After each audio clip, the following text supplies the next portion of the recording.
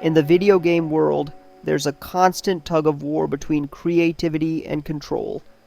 On one side, you've got indie studios, passionate, inventive, often building entire worlds with small teams and big dreams. On the other side, corporatism, not just capitalism, but the system where a handful of mega corporations dominate entire industries, stifle innovation, and reduce everything to profit margins. But I'm getting ahead of myself. Let's back up a bit and explain why I'm making this video. Hey, welcome back to the channel. I'm NeppallV. This is a video I felt compelled to make because I want to make gaming great again. In addition to developing my own indie game, Bubble Tank Frenzy, you can check out the demo on itch.io, links in the description. I want to use this channel to call out the trends that are quietly ruining gaming from the inside, trends that don't belong in a creative industry. Also, make sure to like and subscribe for more videos like these. This is a story about how corporatism drains the life out of indie creativity. And to tell that story, we're going to look at two examples. sweetbabyinc, a narrative development studio at the center of cultural controversy, and Budcat Creations, a once thriving Iowa game studio that got swallowed and shut down by a corporate giant. Let's start with Sweet Baby Incorporated. Based in Montreal, Sweet Baby helps developers craft more inclusive and diverse stories in games. That might sound harmless, even progressive, and for many studios they've been a helpful partner. But in recent years, Sweet Baby has become a lightning rod for online outrage, accused of pushing political agendas and interfering with creative autonomy. A clear example of this is Tales of Kenzera, ZAU, developed by Surgent Studios and published by EA Originals. Sweet Baby Inc. consulted on the game's narrative, which was deeply personal to its creator, Abubakar Salim. Despite the game's heartfelt story and cultural depth, it faced significant backlash due to Sweet Baby Inc.'s involvement. The game struggled commercially, peaking at just 287 concurrent players on Steam at launch. Subsequently, Surgent Studios laid off over a dozen employees and eventually put its entire games division on hiatus, citing funding challenges. Now, the backlash isn't just about ideology.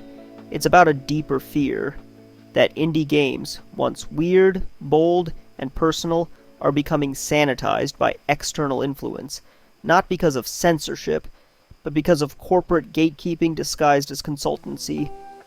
Studios that want to get noticed, funded, or published sometimes feel like they have to play a certain game, check the right boxes, avoid controversy, follow the narrative script. That's not creativity. That's corporatism creeping into the artistic process.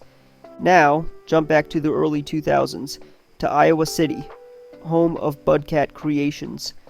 Budcat started as a small, hungry team.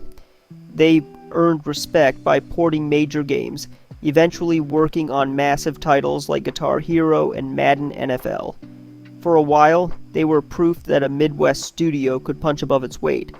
But then came the buyout. In 2008, Activision acquired Budcat. And for a while, it seemed like a step up. Bigger budgets, more exposure. But just 2 years later, the studio was dead. Activision shut them down. Not because they failed, but because they no longer served a strategic purpose. The people were let go. The projects vanished. And Iowa lost its only top autre game studio overnight.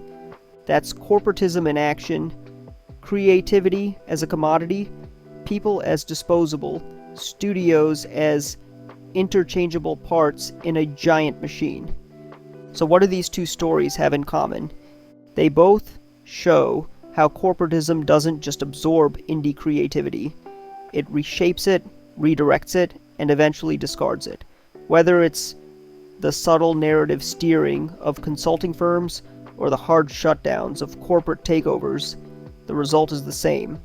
Indie vision gets diluted, dismantled, or destroyed, and the worst part, it's not always obvious. It's not always a villain with a cigar yelling "cut costs." Sometimes it's a friendly meeting, a press release, a quiet acquisition, and then silence. So, when we talk about saving indie games, we're not just talking about giving developers money. We're talking about protecting creative sovereignty. We're talking about keeping games weird, messy, personal, and importantly, free from the pressure to push real-world politics, all the things corporations don't like. Let's break that down. Weird means games that take risks, games that explore strange worlds, surreal mechanics, or offbeat humor. Things that big publishers shy away from because they don't fit a proven formula. Messy means games that are rough around the edges, maybe experimental, maybe unpolished, but full of heart. Games made by people, not marketing teams, vulnerable, honest, and raw. Personal means games that come from someone's imagination or emotion. Whether it's about childhood nostalgia, abstract dreams, or just a fun arcade idea, it's driven by passion, not politics. And when we say not political, we mean games that don't feel the need to constantly reflect the real world. Games that give us space to escape the noise of social media, the news cycle, and real-world division. Games that prioritize fantasy, adventure, and expression over ideology. That kind of freedom, the freedom to just make something cool, fun, and different, is what corporatism threatens. Because what we lose when corporatism takes over isn't just business diversity, it's creative diversity, it's emotional honesty, it's risk, soul, vision. It's everything that makes games more than just products. So the next time you play a game that feels different, that dares to take a chance, remember, someone probably had to fight to keep that alive.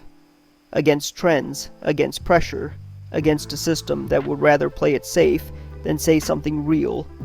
And if we want more games like that, we have to protect the people making them,